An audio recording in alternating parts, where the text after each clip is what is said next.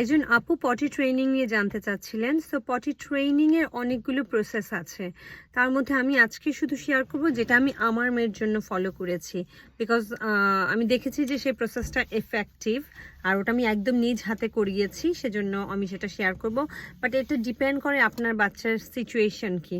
So আমার মেয়ের যখন আমি পটি ট্রেনিং করিয়েছি, I think she 6.5 or 7 yearly. So তখনও সে এবি থেরাপি নিচ্ছিল। সো যেহেতু আমার থেরাপিস্ট এমনকি কনসালটেন্ট ছিল, তাদের পরামর্শ অনুযায়ী তারা নোরাকে দেখেই চিন্তা করেছে যে এই প্রসেসটা নোরার জন্য বেস্ট হবে। সো নোরার কিছু কিছু আন্ডারস্ট্যান্ডিং ছিল, বাট তেমন বেশি কোনো কথা সে বলতে টলতে পারতো না তখন।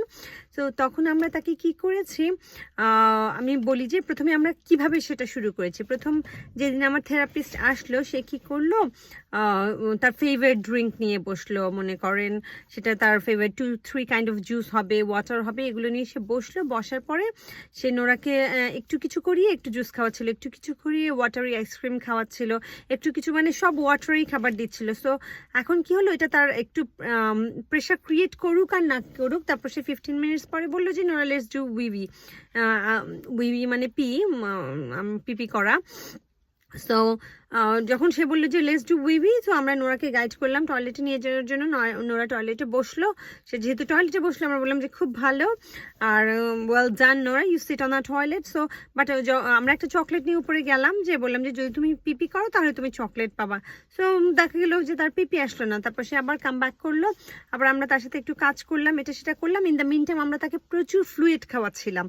সো মেইন থিং হলো ওর বুঝতে পারা যে পিপি আসলে টয়লেটে যেতে হবে। প্রথমে আমাদের প্ল্যান ছিল যে এই বিষয়টা স্ট্যাবলিশ করা। সো তারপর আমরা তাকে প্রচুর ফ্লুইড খাওয়ালাম। আবার 15 মিনিটস পরে আমরা আবার তাকে টয়লেটে নিয়ে গেলাম। যেহেতু সে চকলেট খুব পছন্দ করে, আমরা চকলেটটা অ্যাজ আ রিওয়ার্ড ইউজ করি, যেটা আমরা এই বিয়ের ভাষায় রিইনফোর্সমেন্ট বলি। ধরেন যে তারপরে সে টয়লেট করলো না, আমার এক্স্যাক্টলি শিডিউল মনে নাই।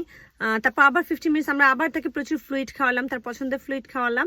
তারপর আবার তাকে টয়লেটে নিয়ে গেলাম। ধরেন এবার 45 মিনিটস পরে, ধরেন 1 লিটারের মতো ফ্লুইড খাওয়ার পরে তার একটু প্রেশার হলো, তারপর সে পিপি করলো টয়লেটে বসে। তারপর আমরা বললাম যে well done, very good job, we tried to make it as a celebration. Okay, তারপর আমরা তাকে চকলেট দিলাম, বললাম যে ওয়েল ডান।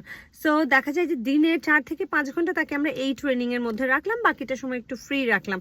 স্লোলি যখন আপনি দিনের পর দিন, আমরা নোরার সাথে এই প্রথম সপ্তাহে আমরা দিনে 4-5 ঘন্টা করে এটা প্র্যাকটিস করতাম, যে 4-5 ঘন্টা ওকে আমরা প্রচুর ফ্লুইড খাওয়াতাম, টয়লেটে নিয়ে যেতাম।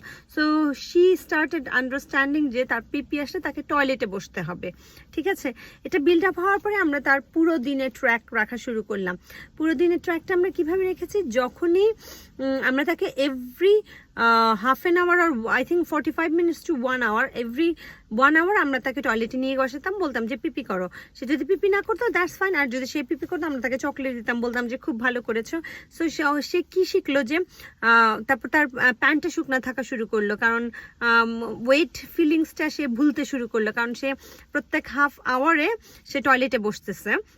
তার পিপি আসলে সে পিপি করতেছে, আর যদি পিপি না আসে সে উঠে চলে আসতেছে। আর পিপি করলে সে রিওয়ার্ড পাচ্ছে, সেটাতে সে আগ্রহ পাচ্ছে যে হ্যাঁ টয়লেটে বসে পিপি করলে তো আমি রিওয়ার্ড পাই, হুইচ ইজ গুড। সে ভালো ফিল করা শুরু করছে, সে অনেক প্রেইজ পাচ্ছে। বাচ্চারা পজিটিভ বিহেভিয়ার বাবা মার কাছ থেকে পেলে অনেক বেশি খুশি হয়। সো স্লোলি এইভাবে ধীরে ধীরে আমরা পুরো দিনের রুটিন রাখা শুরু করলাম, যে কবার সে টয়লেটে বসেছে, তার মধ্যে কবার সে পিপি করেছে, কোনো অ্যাক্সিডেন্ট হয়েছে কিনা। এইভাবে আমরা 10-15 দিন চেষ্টার পরে, আমার মনে আছে 15 দিনের মধ্যেই প্রায় হয়ে গিয়েছিল। তারপর তো লাইফ সবসময় খুব বেশি ট্র্যাকে রাখা যায় না, আমাদের আরো অন্যান্য কাজ আছে। তারপর আমি বলবো within 1 month Nora day time potty train হয়ে গেছে। একটু বলতে চাই, ইন দ্য মেইন টাইম যখন নাইট টাইম, আমরা কিন্তু অ্যাট দ্য বিগিনিং নাইট টাইমে পটি ট্রেন শুরু করি নাই। নাইট টাইমে আমি ওকে নাপি পরাই দিতাম, ঠিক আছে।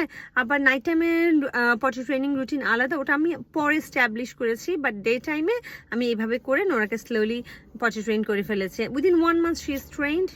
তারপর আসে মানে বাহিরে কখনো পিপি করেনি, পিপি আসলে সে টয়লেটেই যাইতো। ইভেন তখন সে টয়লেটও বলতে পারতো না, এই অবস্থা। তারপরে সে টয়লেটে যেত, ঠিক আছে। তখন ওরা টোটালি ভার্বাল ছিল না। That's day time toilet training. আমি আরেকদিন নাইট টাইম টয়লেট ট্রেনিং নিয়ে কথা বলবো। আপনি কি আমার কথা বুঝতে পেরেছেন? আপনারা যদি বুঝতে না পারেন কমেন্টস করবেন প্লিজ।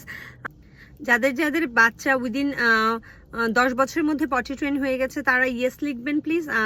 আমি জানতে চাই যে কাদের বাচ্চা এখনো 10 বছরের উপরে হয়ে গেছে কিন্তু এখনো পটি ট্রেন হয়নি। I need to here from them. Yeah, bye bye for today.